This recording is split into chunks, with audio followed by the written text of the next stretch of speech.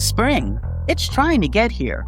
And if the food in the grocery store is making you cringe with the surging prices and mystery ingredients, maybe it's time to grow at least some of your food yourself.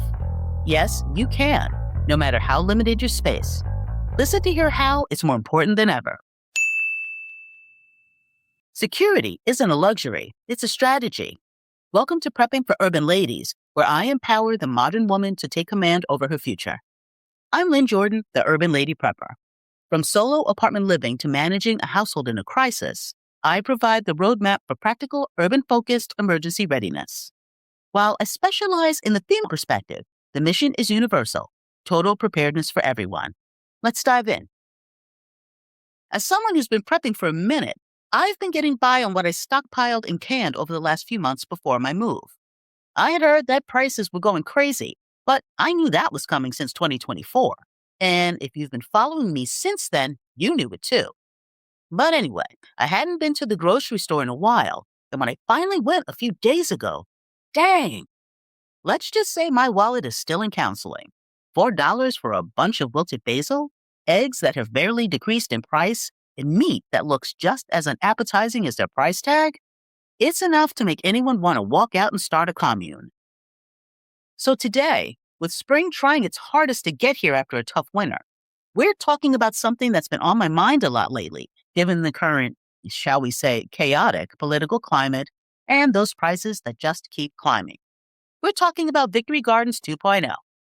Now, don't roll your eyes. If you live in a third-floor walk-up with exactly 0 inches of backyard, this episode is specifically for you. We're going to talk about how to reclaim a little bit of control, save some cash, and boost your mental health by growing your own food, even if the only land you own is a plastic pot from the dollar store. So, why are we calling this Victory Gardens 2.0? Well, back in World War II, the government basically begged people to plant gardens to help with food rations.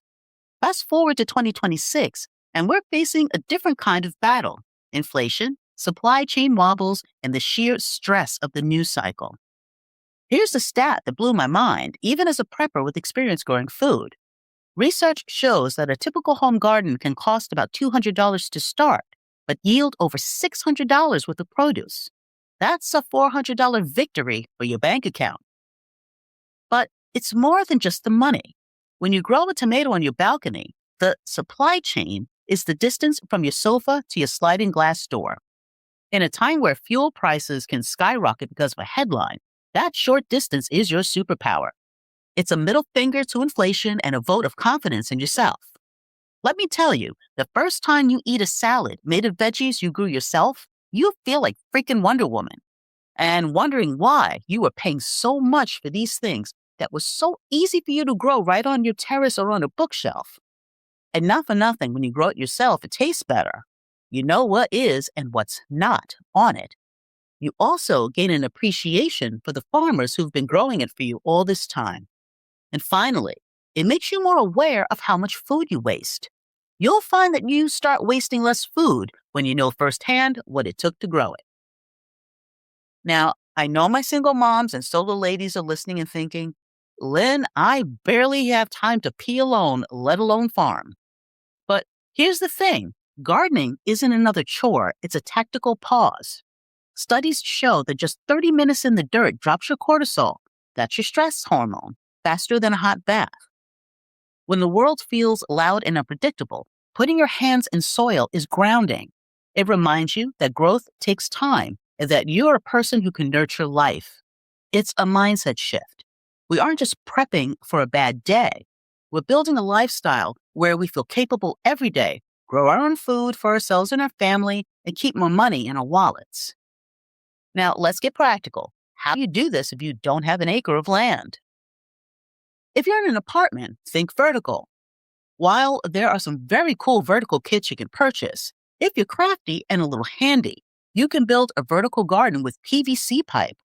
There are plenty of DIY projects like this on YouTube, and if you're creative, you can come up with your own ideas.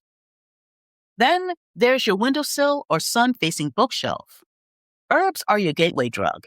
They're hearty, smell amazing, and save you $4 at the store every single week.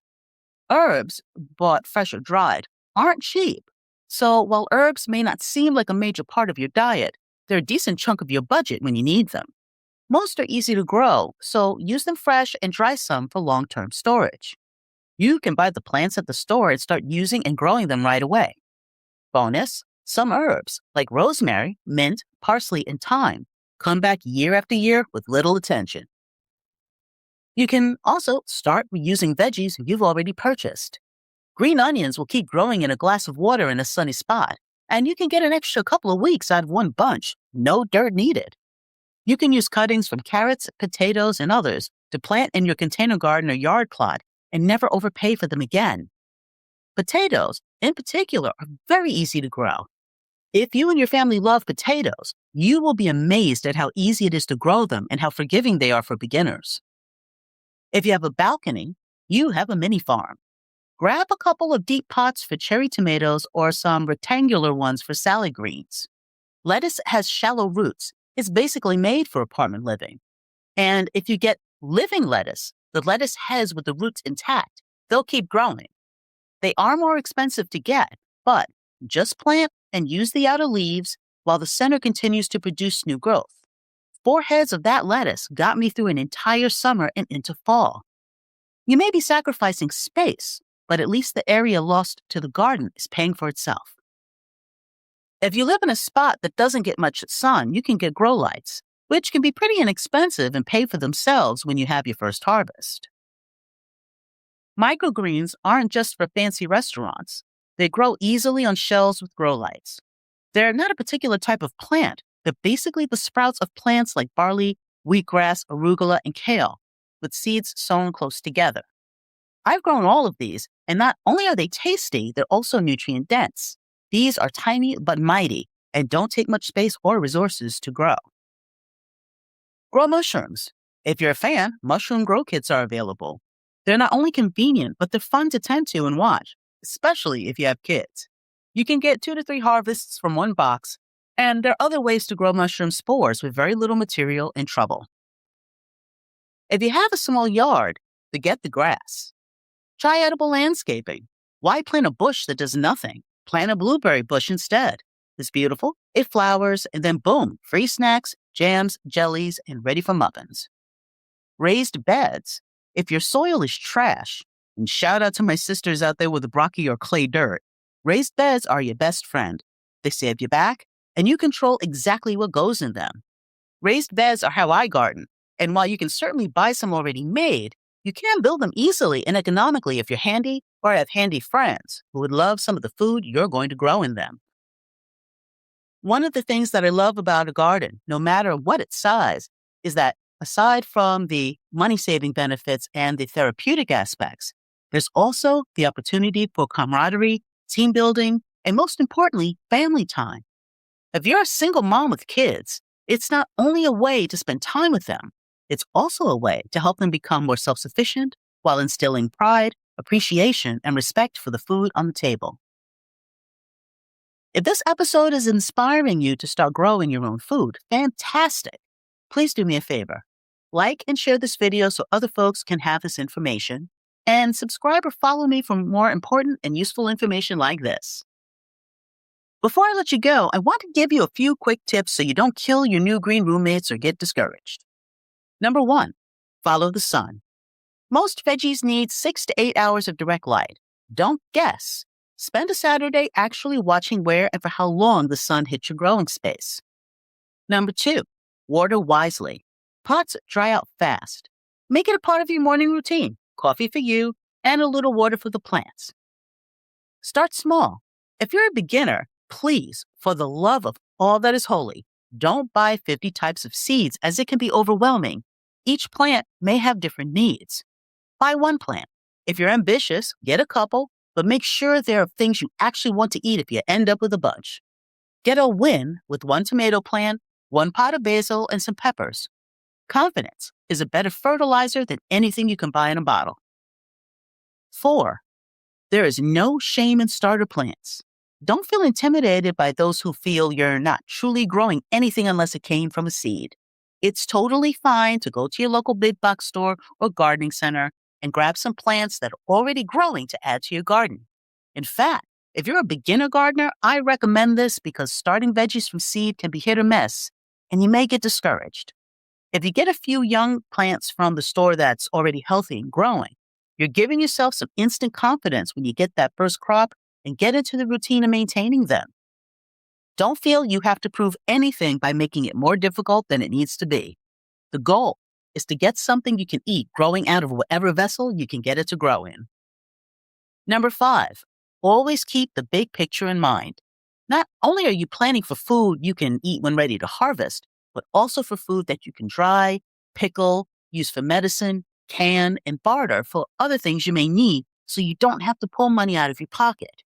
Growing your own food is not only an asset for you and your family, but it's also a skill that will keep you alive and thriving should things get any worse. Hopefully, I've made it clear that you don't need to be a homesteader or a farmer's descendants to grow food. Modern living has made us trade self-sufficiency for convenience. The sooner you realize that it's modern society, not your lack of capability, that keeps you dependent, the more you'll realize just how much you can do to be more prepared. Every seed you plant is a small victory for your food security and your peace of mind. You've got this. Thanks for listening, and start making plans for the growing season. Until next time, this is the Urban Lady Prepper signing off.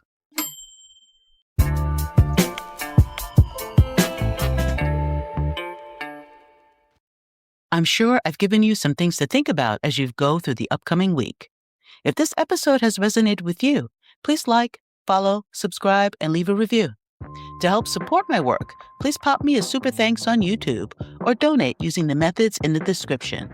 Visit my website at urbanladyprepper.com for playable blogs and additional information. I appreciate your time with me. Stay safe, stay sharp, and be ready.